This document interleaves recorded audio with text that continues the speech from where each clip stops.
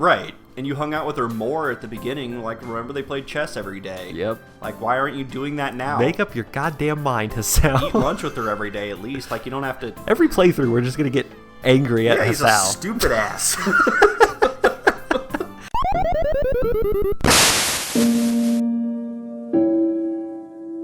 Hi. Hello! Okay. Welcome back. Yeah, to Hanako's phone. I'm Travis. And I'm Eric. In case you didn't know, 40 episodes in. 40 plus episodes in. It might not. Yeah, we don't say it very often, so. No. She looks to me and smiles as she holds up her phone, now adorned with the little flower. Thank you, Hisao. She almost forgot your name. What's with the hesitation? Thank you. Track team captain. Her smile proves infectious. Ah! Oh god, I'm sick. Out of the corner of my eye, I notice a couple getting up and leaving. I stare at the woman for a while. That reminds me that the bus back to the town below Yamaku will be coming soon. I guess I'd better be going if I want to catch the next bus back to town. Are you coming as well? Why wouldn't she? Yeah. Well, you didn't come here together. Oh, that's right. You met. She called you and you met. Yeah. Yes. She hastily nods before carefully putting her phone back into her pocket and getting out of her chair. I do the same and pick up the bag I'd left beside me on the way out. I guess we're not paying. I was about to say, no one paid for the drinks. We walk side by side as we make our way to the bus station, exchanging no words between us. Hanako's gaze is firmly locked ahead of her, though she looks very happy with herself. I'm not sure what I should say to her, but I'm also not sure that I need to say anything. The fact that Hanako is happy, and happy because of me, is enough to make the load on my arm feel light as a feather. Oh, you're carrying a bag. It's like load on your arm. Yeah, is that like a term for... Yeah. Like getting something off your shoulder? Got super excited and blew a load onto your arm.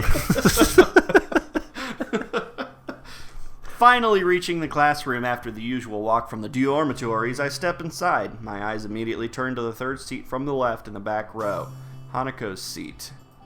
It's empty, and after glancing around the classroom, it looks like she isn't here yet. The two girls from the newspaper club are here in the two seats to the left of Hanako's. The two girls from the newspaper club? What? Who is that? We've never heard... No. You can't just make shit up. As are Shizune and Misha, but that's about it. We exchange morning greetings before I take my seat. I have to admit that this is a bit of a relief. This gives me at least a few more minutes to think.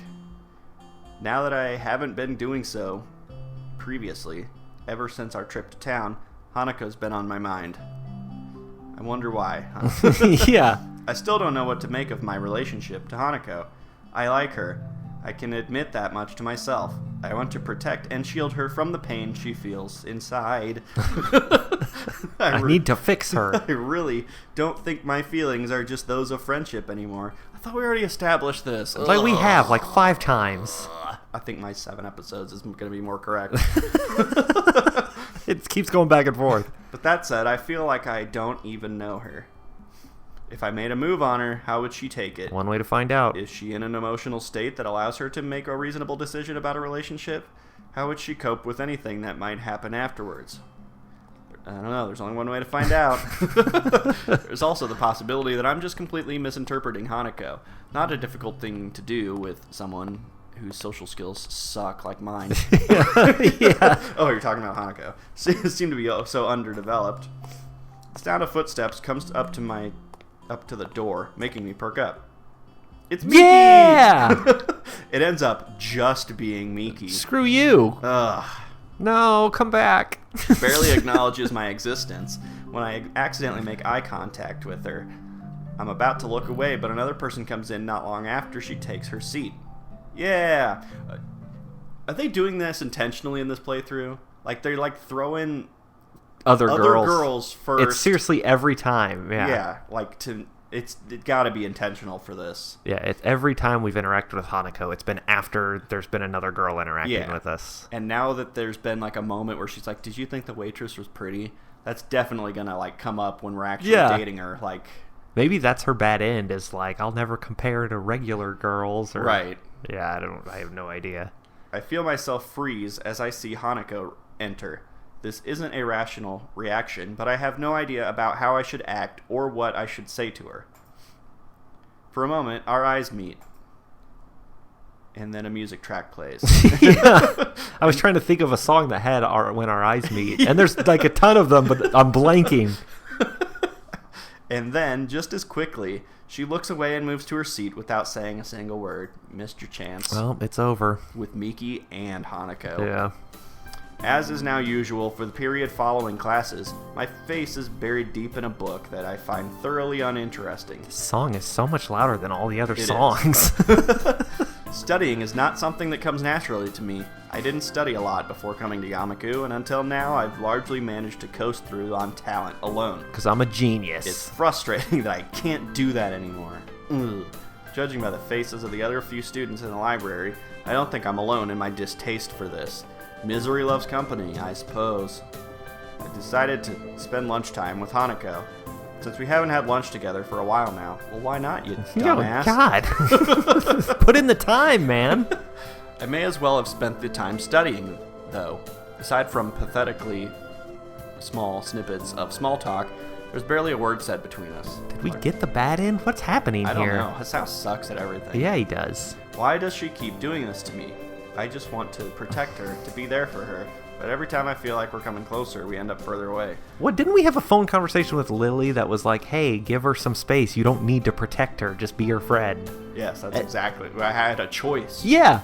And you were like, okay, I'll trust Lily on this. Right. I have to protect her. I gotta. But also at the same time, you're like, I'm so distant from her. And except you just said that you ate lunch with her for the first time, like all like you week. saw her a day after saying that too. So right. And you hung out with her more at the beginning. Like, remember they played chess every day. Yep. Like, why aren't you doing that now? Make up your goddamn mind, Hisao. Eat lunch with her every day at least. Like, you don't have to. Every playthrough, we're just gonna get angry at Hisao. He's a stupid ass. Are you busy? Oh, look. You took so goddamn long that Hanako is taking the initiative. Right. Well, it's really Holy shit. It's really weird that there's not another girl talking to you already. Yeah. A girl next to me on the beanbag. Yeah. Hanako. My head whips around in surprise, causing her to retreat in fright. She just goes running out of the library. That was bad timing. If I hadn't been thinking about her at that very moment, I probably wouldn't have been nearly so startled. Stop sneaking up on me. Yeah. Sorry, you just startled me. Can't you, like, cough when you're 20 feet away or I'm something? gonna put a bell on your neck. I find myself staring at her longer than I should, so I go back to the text lying on the table in front of me. I feel more like I'm just staring at the words rather than actually reading. I get the feeling Hanako can notice this as well, so I sigh and close the book. Fine, what do you want? What's up? I was just wondering what you were reading. Well, nothing now. Yeah. She looks a little downcast after my reaction to seeing her. Freudian slip. I'm playing off the... Yeah, we're just changing the story. Giving up on the prospect of getting any more work done, I get up and return the book to its place on a nearby shelf. Just an English textbook. Aren't they all in here? No, we're in Japan. Yeah. Has it helped? Oh, I'm trying to get in good with Lily's family. Yeah. It helped me realize that I don't like English. Screw you. Yeah. Hanako gives a small giggle. I may muse on the strange state of our friendship, but I do know that such little gestures are things that I wouldn't see were I not at least some distance closer to her than when we first met. That was it. Yeah, it was just one long run-on sentence. I don't think I understood that at all. I look at her for a moment, thinking about what I do and don't know about her. It's a slightly depressing topic. Is something wrong? Ask her something. Right, you haven't said a word. You stared at her, closed your book, looked back, and answered one question. Like English. Yeah. If I want to know more about her, maybe I should stop being so evasive about it. There you go. Talking with Lily as an equal, rather than being constantly in fear of causing her to become upset, worked fine. So I should just try a straightforward approach with Hanako as well. Jesus Christ. Hey Hanako, do you mind if I ask you a question? I don't mind. Oh, God, a question. I can't handle it. Well, we were wrong. I want to know what your life was like. Your life before coming to Yamaku. There's a lot of fire. That's a big question to start with. Yeah. Too far. What's your favorite color? She hesitates. I briefly consider backing off, but she seems to be taking the question quite seriously. I sit and watch her, silently letting her take her time. She's not making eye contact with me, and looks almost as if she's arguing with herself into letting herself open up to me more. Her answer finally comes in a stiff, almost reluctant nod.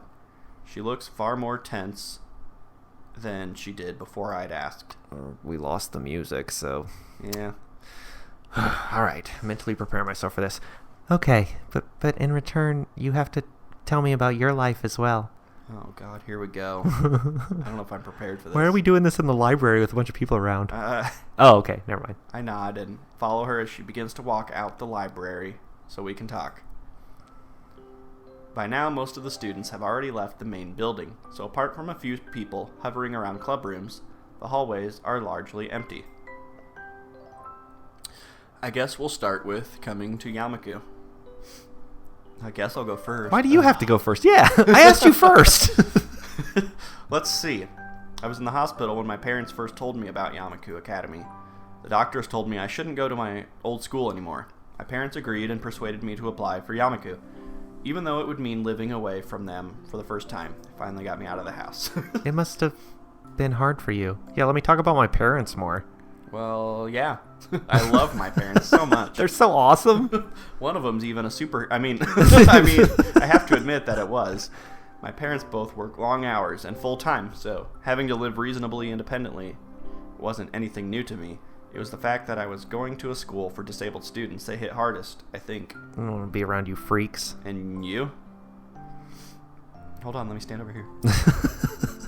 We're not even in the hallway anymore. No, we're on the stairs. A small group of chatting girls passes us as we near the stairs, so I stare at them as they walk away. With Hanako pressing herself tightly to my side until we reach the ground floor. Oh, we did go, okay. She doesn't usually come this close while just walking in the school, so I'm left a little put off. The staff at the orphanage offered me some options on what I could do. Middle school hadn't been good, so I thought that Yamaku might be better. It was isolated, and I thought it might be easier to get by here with most of the others being disabled. There was no ellipses in that sentence. No, she's all serious. Yeah. It's pretty ironic that the reasons Hanako looked forward to Yamaku are the exact reasons I hated the idea. To me, it felt like I was being shunted somewhere away from a society and everyone I knew. To Hanako, that was probably an inviting prospect. That's kind of what she just said. So. Yeah. What was life like at the orphanage? Didn't we ask her this? Because didn't I make like it's a hard knock life joke? Yeah. Because I was about to do it again, I stopped myself. It was okay. The staff there were nice and they took care of us. The children there didn't talk to me much, but I didn't really want to talk to them either, so fuck them. So I don't mind. The orphanage had a little library, so I started to read to pass the time. The staff didn't mind it because it made me easier to handle than many of the other children. She's just gonna talk nonstop now. I know, I'm not prepared for this. You didn't make any friends there?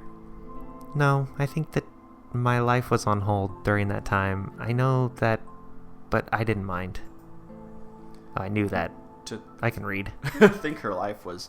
I mess up words like all the time. To think her life was on hold for all that time, though, depending on when the fire happened, that was a huge chunk of her life. No parents, no friends, apparently no relatives.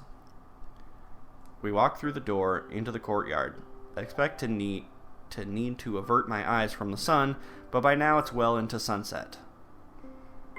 Cool, thanks for that little snippet. Yeah. Hanako's eyes keep flicking to me, so I look away from her for a bit. Oh, I'm so shy. What was it like in the hospital? Oh, it was great. I mean, you should know. I quickly clear my thoughts and try to refocus them. I hesitate for a bit, but I know that I have to tell her. We're close enough for her to feel comfortable telling me this, so it's only fair that I reciprocate. It was okay at times, but at others it was bad. The end. General of everything. Yeah. At the beginning, everyone sent their sympathies and came to visit often. It was just like breaking an arm or something. Meeting all my friends was one of the good times. Iwanako came in often as well, more often than anyone else. Why do you do this to yourself? But there were bad times too. When my friends slowly stopped visiting, I began to realize how grave my situation was. It reminded me that this wasn't just a broken limb, but that I was now a different person than before. Even the times Iwanako would spend with me became torturous. By the end, we were reduced to silence, whereas before, she'd be talking constantly.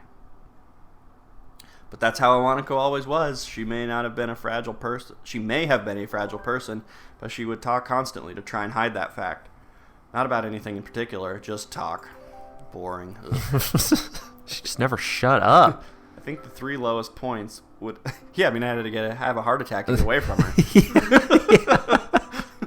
I think the 3 lowest points would have been when my parents told me I wouldn't be going to my old school anymore, my birthday passing while in the hospital, and when Iwanako left for the last time. You just said her trigger word again. Yeah. And you keep talking about Iwanako, Yep. who I'm pretty sure you told her you had feelings for before. Yeah, because she sent that letter. Yeah. God, such a dumbass.